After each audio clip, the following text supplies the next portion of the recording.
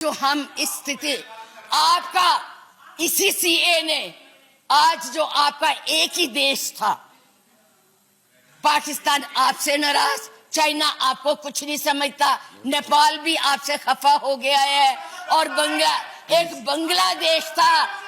बांग्लादेश था जिसको भी आपने इस सीए से नाराज कर दिया है। आज वो भी सोच रहे, उसके 4 मंत्रियों ने अपना प्रोग्राम कैंसिल किया। एक उसमें कि इस देश में ऐसी बातें हो रही है, इतना ज्यादा आप कहते हैं कि यूरोपियन यूनियन को हक नहीं है बोलने का, प्रस्ताव लाने का, तो उनके एमपी क्यों ले आए थे? उनको कश्मीर क्यों ले गए थे? आपने खुद उनको इनवाइट किया है, आपने खुद इसको इंटरनेशनल बनाया है, आपने खुद इनको दूसरे लोगों को इसके ऊपर दखल देने के लिए बुलाया है। और उन्हें नहीं बुलाया जब तक हमारी सरकारें थी, किसी की हिम्मत नहीं पड़ती थी हमारे देश की तरफ देख ले। आप लोगों ने किया है ये सब, अपनी करतूतों को छुपाने के लिए उन लोगों की मदद ले रहे हैं। आपके पास कोई प्रोग्राम नहीं है, आपके पास कोई कार्यक्रम नहीं है, केवल एक कर्म है कि गोली से उड़ा दो जी, मार दो जी, खिला दो जी, यही आपकी यही आप करने जा रहे हैं। इसलिए मैं आप लोगों से कहती हूं कि इस देश को मत बांटिए, इस देश की एकता को बनाए रखिए। इस देश में जो भी यहाँ है, आज वो सदियों से रह रहे हैं, अभी नहीं आए हैं। अब पाकिस्तान और बांग्लादेश, अरे भाई वो तो है ही इस्लामिक कंट्रीज, उनके बारे में क्या बोलना है? हम तो सेकुलर, हम तो धर्म को मानते हैं। किस धर्म की बात आप करते हैं? किस राम की बात करते हैं जिसने अपनी मर्यादा को रखने के लिए जनता की बातें सुनी थी? उस जनता की बात सुन के उसने सीता को वनवास भेज दिया, और आप लोग बात तक नहीं करना चाहते। किस राम राज्य की बात करते हैं? किसको पूजते हैं आप? मंदिर बनाइए, जरूर बनाइए, लेकिन उनके आदर्शों को भी मानिए, उनकी बताई हुई बातों को भी मानिए। सिर्फ केवल कहने से बात नहीं बनती है, ऊंचे ऊंचे भाषण देने से नहीं बात बनती। इसलिए मैं यही कहूंगी कि इस देश को मत बांटिए, एक रहने दीजिए, ये नफरत मत फैलाइए। ये आपके लिए भी और हमारे लिए भी बहुत धन्यवाद। 6 साल के बच्चों को भी नहीं आप तो छोड़ रहे, आप क्या करेंगे?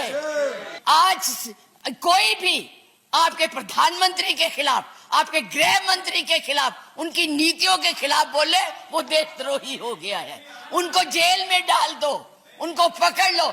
किस तरह की भाषा ये? एक भील जाति के लोगों ने महाराणा प्रताप का साथ दिया था, कहां थे तब? आज बात करते हैं देश को आजाद कराने के लिए अहिंसा का पाठ पढ़ाया।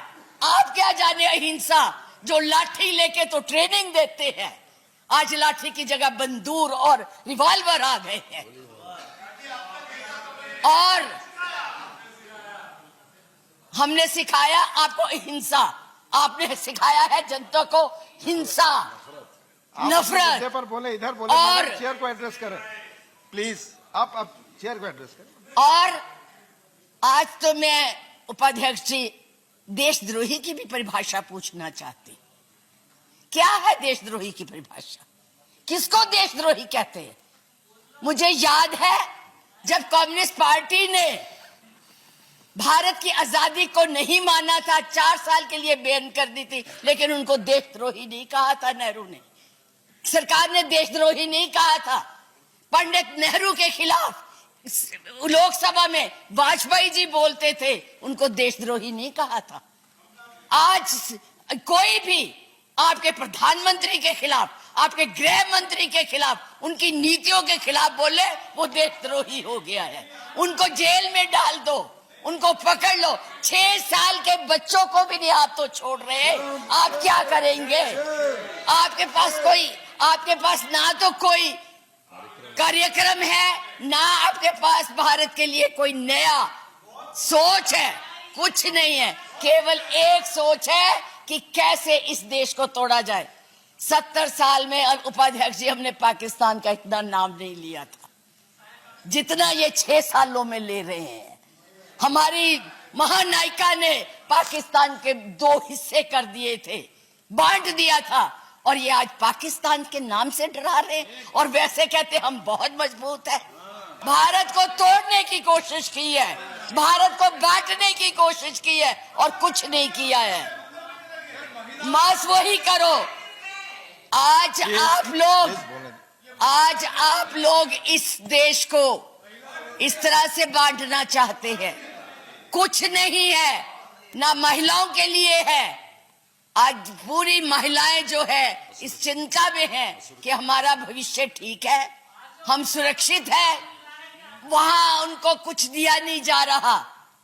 और मैं ये कहना चाहूंगी कि मैं पूछना चाहती हूं, क्योंकि आप बहुत इतिहास के बखेर हुए हैं, मोहम्मद गौरी को किसने बुलाया था? किसने कहा था दिल्ली में आंख बंद करने के लिए? कौन जयचंद था? कौन जयचंद था? महाराणा प्रताप जब हल्दी की घाटी में लड़ रहे थे, किस राजा ने उसकी मदद की अकबर के खिलाफ में? बैठ जाइए, बैठो, चुप करके बैठो। Nothing is going on. सुनो मैडम प्लीज आप चेयर को एड्रेस करें। Madam please. माननीय उपाध्यक्ष जी, धन्यवाद।